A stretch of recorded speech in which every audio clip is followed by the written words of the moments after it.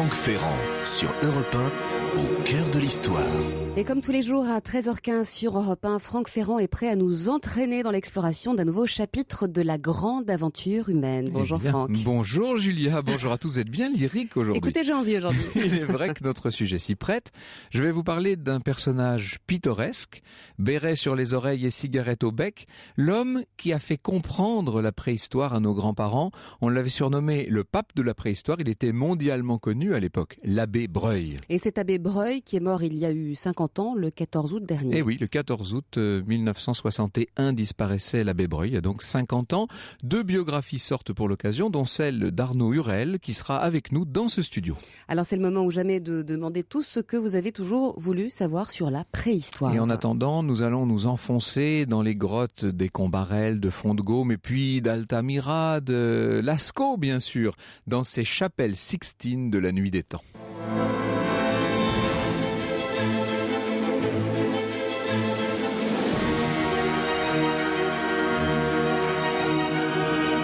De 13h à 14h sur Europe 1, au cœur de l'histoire. Franck Ferrand.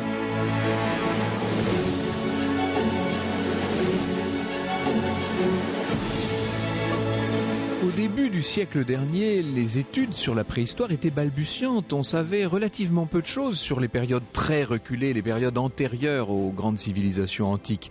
Les grottes décorées et même, pour certains, les objets qu'on sortait régulièrement de terre laissaient la plupart des savants assez perplexes. À cette époque, parmi les amoureux de cette discipline encore au berceau, compte un modeste instituteur aux Aisies, en Dordogne. Son nom, Denis Perroni. Le 8 septembre 1901, à quelques semaines encore d'une rentrée qui à cette époque s'effectuait plus tard qu'aujourd'hui, le bon monsieur Perroni, instituteur donc, décide d'aller voir sur place l'endroit où a été découverte une jolie statuette de Vénus préhistorique. C'est une statuette en calcite ambrée, translucide, elle est très belle, il la possède depuis 1 an. C'est un paysan du coin qui la lui a donnée, connaissant les penchants de l'instituteur pour ce genre de vieillerie. Selon les dires du découvreur, la figurine, il faut vous dire que malheureusement, elle a été décapitée dans l'opération d'extraction, cette figurine aurait surgi de la boue d'une ornière sous les roues d'une lourde charrette. On est sur une route qui est à flanc de coteau près du hameau de Cireuil. D'ailleurs, on appellera cette statuette la demoiselle de Cireuil. Denis Perroni a prévenu ses amis et complices en recherche préhistorique, à savoir le docteur Capitan, qui longtemps a été un médecin de renom et qui désormais est chargé de la préhistoire à l'école d'anthropologie de Paris, et son élève, l'abbé Henri Breuil. L'abbé Henri Breuil a 24 ans à l'époque. Il est doué d'un esprit de synthèse assez incroyable et surtout, en tout cas, il possède aussi un sens aigu du dessin. Sur leur route, les 3 amis ont aussi prévenu le jeune Armand Pomarel, qui est lui-même un fouilleur accompli et qui s'intéresse à toutes ces choses et à toutes ces recherches dans cette région, dans la Dordogne.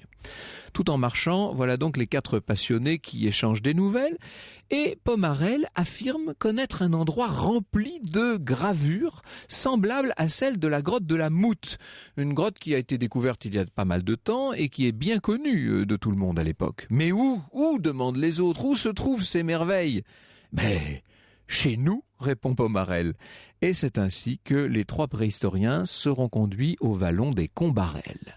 Alors, aussitôt arrivés à la ferme des beaux-parents de Pomarel, ils sont conduits à l'étable qui a été installée dans l'entrée de la grotte, si vous voulez. Toute l'entrée a été fermée par un long mur de 9 mètres de long qui sert d'étable, et puis le reste de la pièce ainsi créée sert de poulailler. Ils se baissent, nos 3 amis, là, pour passer par un goulet assez étroit au fond de l'étable. Ils avancent un peu plus loin, et puis là, soudain, c'est l'émerveillement. Les parois sont couvertes de gravures représentant des rennes, des chevaux, des mammouths.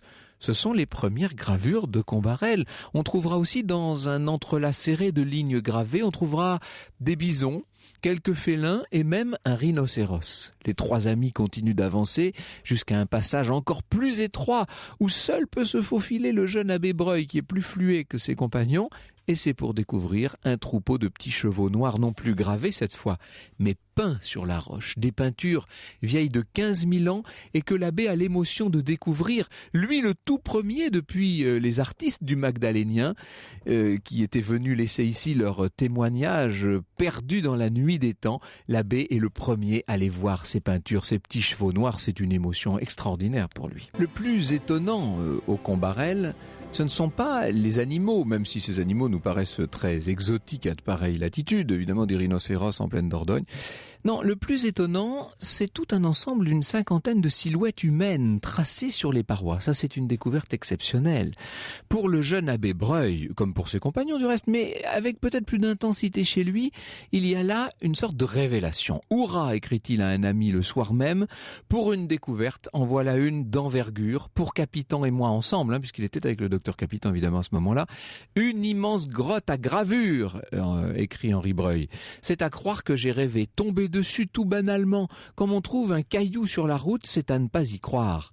Aussi, ce que nous avons trimé hier. J'ai calqué 18 bêtes, il y en a beaucoup de splendides. Ce sera un énorme pétard dans le monde préhistorique. Ça, c'est ce qui s'appelle faire preuve d'une certaine lucidité. Cependant, dès le lendemain, tandis que Péroni commence déjà à négocier de son côté le rachat de la grotte, qui assez vite finalement reviendra à l'État, notre abbé doit se résoudre, comme prévu, à reprendre son train. Les vacances sont finies. Il s'en va donc, Capitan de son côté et lui du sien. Les conclusions des deux n'en sont pas moins enthousiastes. Il paraît hors de doute, écrivent-ils, que ces figurations, dont la plus haute antiquité ne saurait être niée, n'ont pu être exécutées que par des artistes reproduisant les animaux qu'ils voyaient. Elles remontent donc à l'époque où vivaient en France le mammouth et le renne. Elles sont donc paléolithiques et très vraisemblablement magdaléniennes. De son côté, Denis Péroni, l'instituteur, va poursuivre l'exploration locale. Il laisse ses amis repartir et lui, tout galvanisé par la découverte des Combarel, se promène à travers cette campagne qu'il connaît bien, forçant l'entrée de la moindre grotte. Et c'est ainsi que 4 jours, je dis bien 4 jours seulement après la fameuse découverte, il grimpe jusqu'à une sorte de tour de rocaille, il écarte les ronces qui bouchent le passage vers une anfractuosité qui a été fouillée naguère mais superficiellement. Le maître d'école s'y aventure, il trébuche sur des pierres branlantes, il se heurte parfois le crâne à des stalactites et après une 50aine de mètres, là où le couloir devient vraiment exigu, il s'aventure, il insiste, il débouche sur une crevasse comme un seuil, j'ai envie de dire un stade à franchir au-delà duquel se déploie la splendeur, comme une fresque immense, aux couleurs encore très vives, une fresque peuplée de tout un bestiaire bien plus spectaculaire encore qu'au Combarel. Sert aussi évidemment d'indicatif à histoire naturelle. Denis Péroni, l'instituteur des Aisies, est hors de lui, il faut l'imaginer riant tout seul. Il télégraphie évidemment au docteur Capitan et à l'abbé Breuil, et ces derniers achèvent en toute hâte une communication sur la grotte des Combarel. Capitan la confie au professeur Moissan pour une lecture à l'Académie. Ils reprennent le train, cette fois en direction de la Dordogne. Ils sont à Font-de-Gaume, c'est le nom de la nouvelle grotte, le 21 septembre. Dès sa première visite en compagnie des deux amis, l'abbé dénombre quelques 70 sujets peints à Font-de-Gaume. En fait, il en révélera au total plus de 200. L'étude est publiée par le trio en 1910. Elle dénombrera 80 bisons, 40 chevaux, 23 mammouths, 17 cerfs, 8 bœufs, 4 chèvres, 2 rhinocéros, 2 félins, 1 lion, un ours, ainsi qu'une seule représentation humaine. Sur toutes ces représentations, 136 sont peintes et le reste est gravé. Pour l'abbé Breuil, désormais, c'est une autre vie qui va commencer. Une vie faite de descentes inlassables et délicieuses vers ce monde mystérieux et coloré qui se cache là-bas, au-delà de l'étroit passage. Une lampe, un pliant, du papier, une plume, une sanguine, beaucoup de papier calque, bien entendu. Et puis, dans le silence obscur et mystérieux par-delà l'épaisseur du temps, ce face-à-face grandiose, muet, ce face-à-face mystique peut-être, avec les plus anciens artistes de l'aventure humaine. Franck Ferrand, sur Europe 1, au cœur de l'histoire. Et nous sommes précisément au cœur du monde mystérieux et coloré des grottes aux côtés de l'abbé Breuil. Eh oui, alors je cite, Julia, l'irremplaçable Jean-Claude Collin-Simard. Vous savez, c'était un des fondateurs de la Tribune de l'Histoire, notamment. Voilà ce qu'écrivait Colin Simard dans les années 60. Examinant de près ce bison cerné de noir, comment ne pas entrevoir, animé par les jeux de la flamme vacillante, la main qui l'avait tracée. Cette main s'était approchée du roc, tenant un morceau d'ocre, et la main de l'abbé Breuil s'approchait aussi de la paroi pour y appliquer le papier calque. Ce geste répété à plus de 20 000 ans d'intervalle, dans le même milieu, les mêmes conditions d'éclairage où peu s'en fallait, avec, on ne pouvait en douter, la même délicatesse. Ce geste réel et son double fantomatique suscitaient le plus inquiétant des mirages. À fond de Gaume, l'abbé Breuil va œuvrer pendant des années entières. Il va étudier, classifier, catégoriser et surtout comparer ce qui se trouve ici à ce que l'on peut découvrir ailleurs. En 1905, au congrès de Périgueux, il est en mesure de présenter un premier schéma général de l'évolution de l'art pariétal. On verra que, évidemment, ce schéma a été constamment revu depuis, mais c'était une base. Alors dit comme ça, tout pourrait sembler normal, presque facile, mais dites-vous bien que c'est une étude qui, à l'époque, d'abord est très débutante, une étude entièrement privée de dates, évidemment, de noms, d'écoles connues ou de courants répertoriés.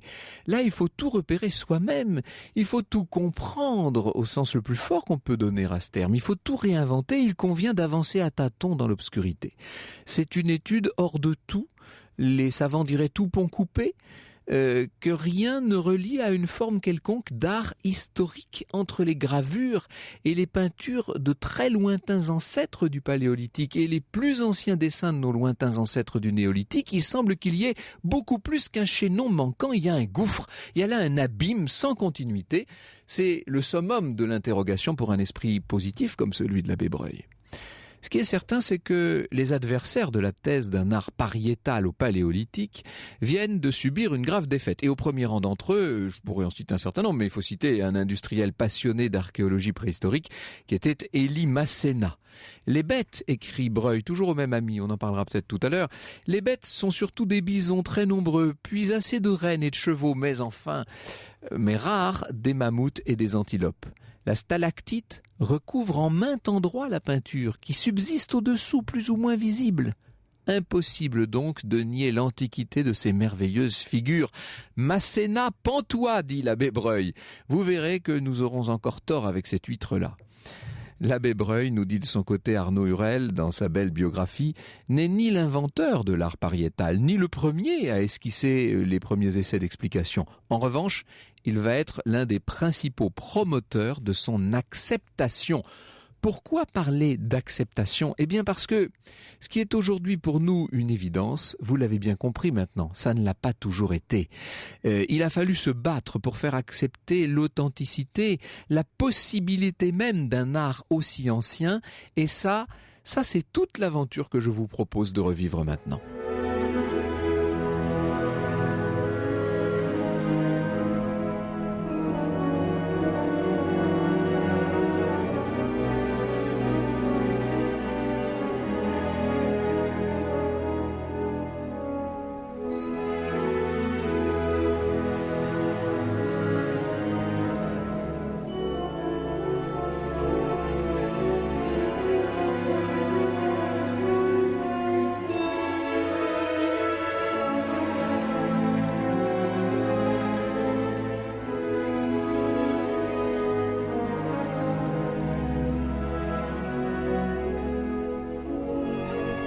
Un extrait sur Europe 1 de Rhapsody in Blue signé Georges Gershwin, Franck. Le bleu des profondeurs, non pas maritimes cette fois, mais simplement géologiques. On avance avec ces savants du début du XXe siècle dans des grottes jusque-là, sinon inexplorées, en tout cas totalement non répertoriées.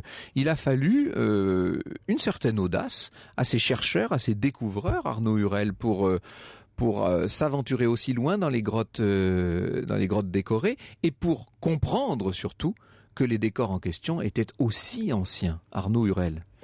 Alors, je crois que l'audace véritable, c'est d'oser aller contre des paradigmes, oser s'opposer à la science dominante, en l'espèce, à l'idée que l'évolution de l'homme est linéaire, que l'on est parti du plus frustre pour aller au plus évolué. Le plus évolué, c'est l'homme de la fin du 19e siècle, bien sûr.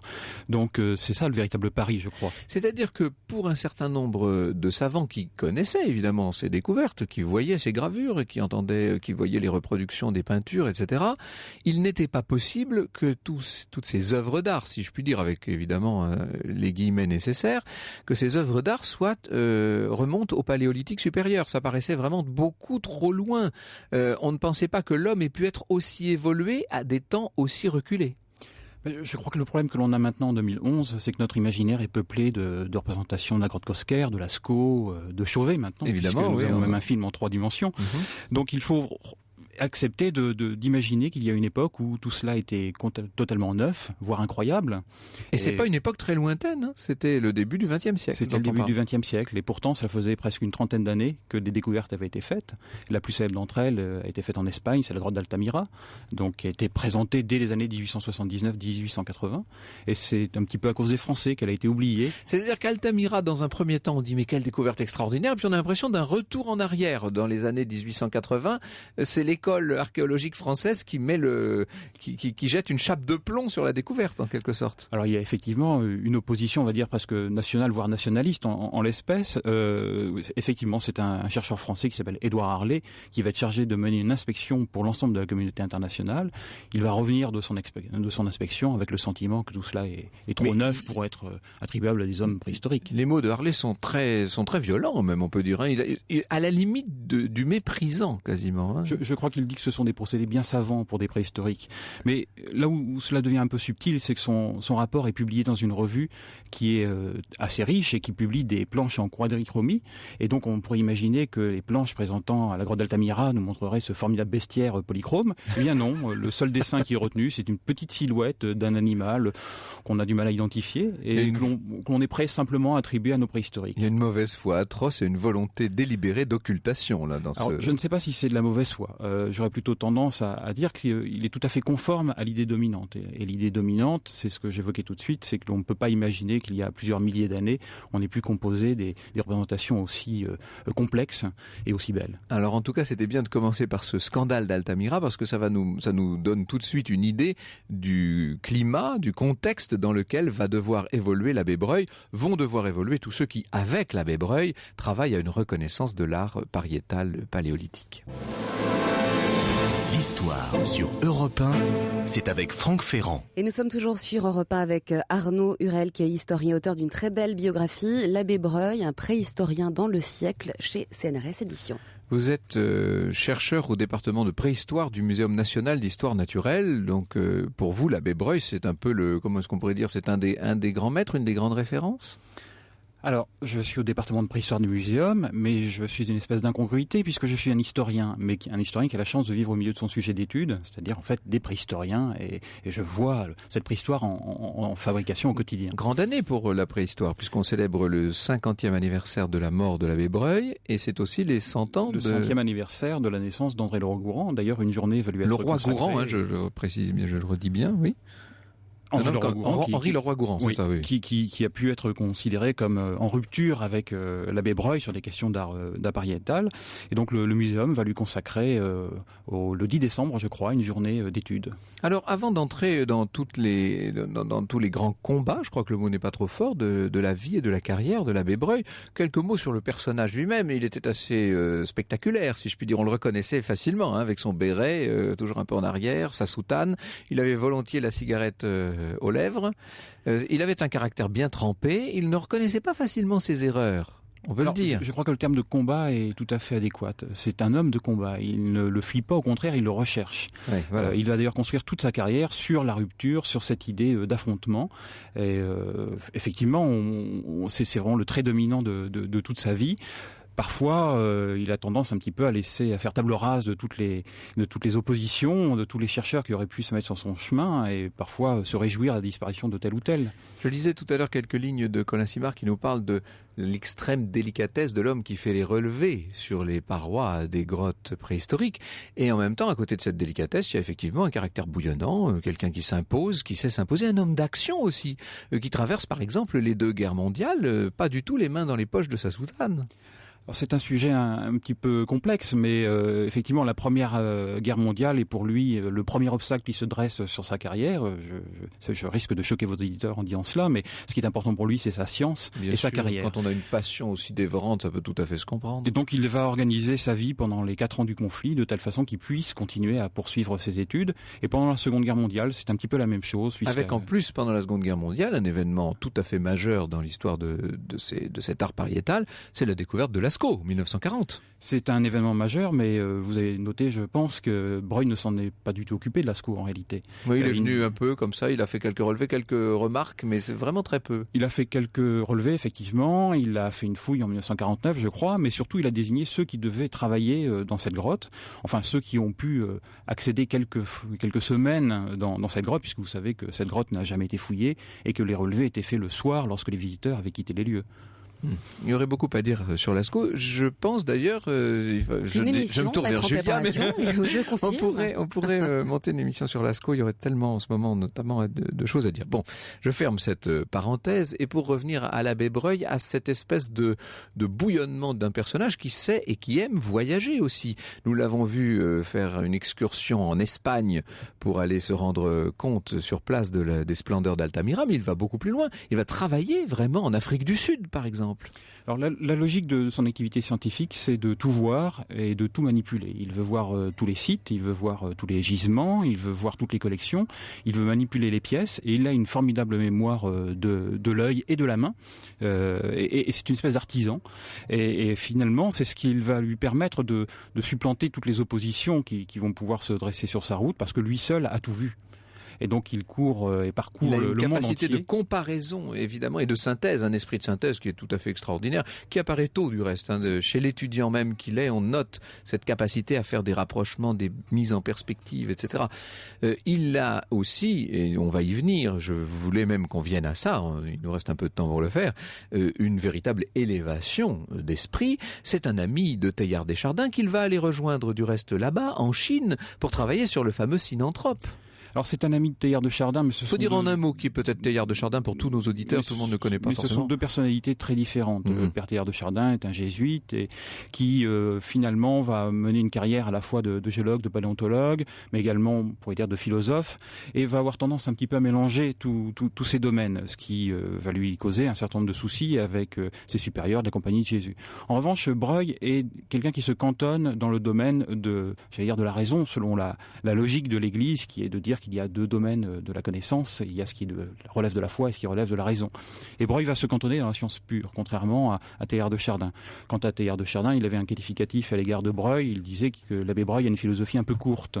Mais ce sont 2 personnalités très différentes.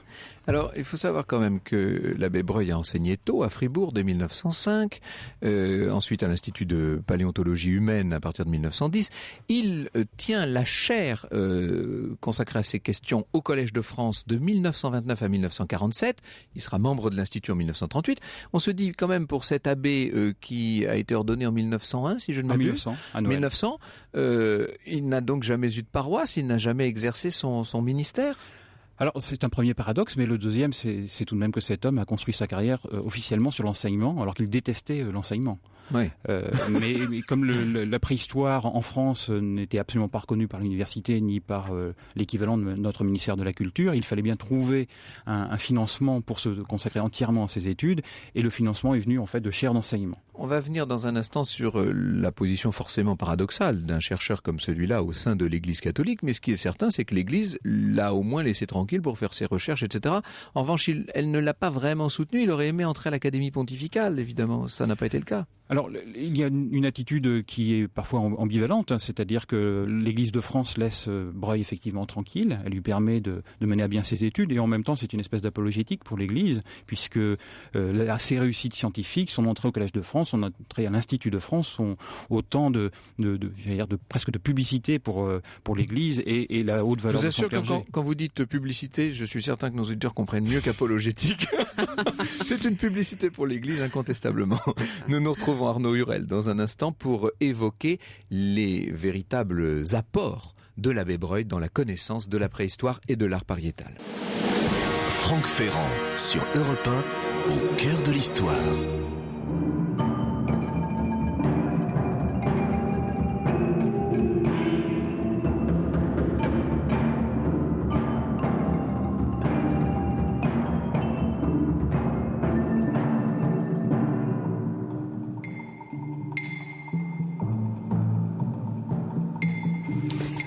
Un extrait sur Europe 1 de la bande originale du film La Guerre du Feu, composé par Philippe Sard, car nous nous intéressons au pape de la préhistoire, l'abbé Breuil, Franck. L'abbé Breuil. Je connais très bien, nous dit Jean-Marc, la magnifique grotte préhistorique de Niaux dans l'Ariège, qui contient en particulier une salle nommée le Salon Noir, présentant une des fresques les plus belles que j'ai jamais vues.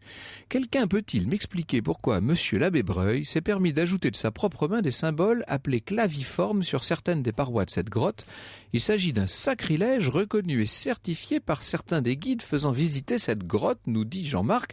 Écoutez, j'aimerais bien savoir ce que disent exactement ces guides, parce que si l'on peut dire que l'abbé Breuil a passé beaucoup de temps dans le fond des grottes, 700, 800 heures, dit-on au total, personne ne l'a jamais vu rien ajouter sur les parois, je vous rassure, et notamment pas des symboles claviformes, dont acte, mais là il faudrait vérifier cette information, Jean-Marc. Alors, nous sommes en compagnie d'Arnaud Hurel, qui vient d'écrire cette biographie sur l'abbé Breuil, un préhistorien dans le siècle, aux éditions du CNRS Éditions.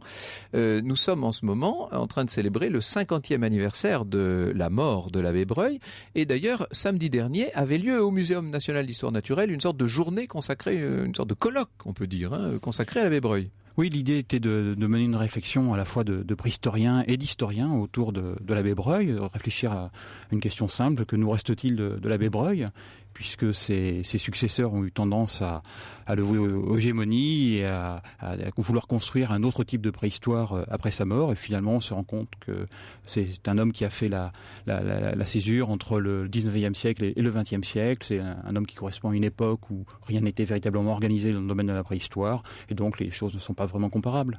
Oui, bien sûr. Comme c'était Saki, le grand humoriste anglais, qui disait que c'est toujours au premier chrétien qu'échoit le plus gros lion. En l'occurrence, lorsqu'on est vraiment dans l'avant-garde, quand on est parmi les premiers chercheurs à explorer une nouvelle discipline, il est normal que parmi beaucoup de travail figure un certain nombre d'erreurs. Et on est revenu sur un certain nombre des classifications ou des datations de l'abbé Breuil. Ça, il faut le dire honnêtement, ce qui est tout à fait naturel du reste. De toute façon, l'abbé lui-même ne cherchait pas à établir des datations. Il n'avait d'ailleurs pas les outils, c'était ce qu'on appelle des datations relatives. C'est-à-dire par rapport à d'autres éléments, on estime l'âge de telle ou telle pièce ou de telle ou telle représentation. Donc il faisait avec les outils dont il disposait. Et maintenant que nous connaissons en fait le vainqueur de la course, puisque nous sommes 50 ou 60 ans plus tard, il est facile de contester un certain nombre de conclusions de l'abbé Breuil. Non, là où c'est intéressant, c'est de voir peut-être les oppositions à son époque, beaucoup plus que se dire maintenant l'abbé s'est trompé de quelques milliers d'années. Oui. Et les oppositions, elles ont été dures. Elles ont même, pour certaines, été vraiment vindicatives.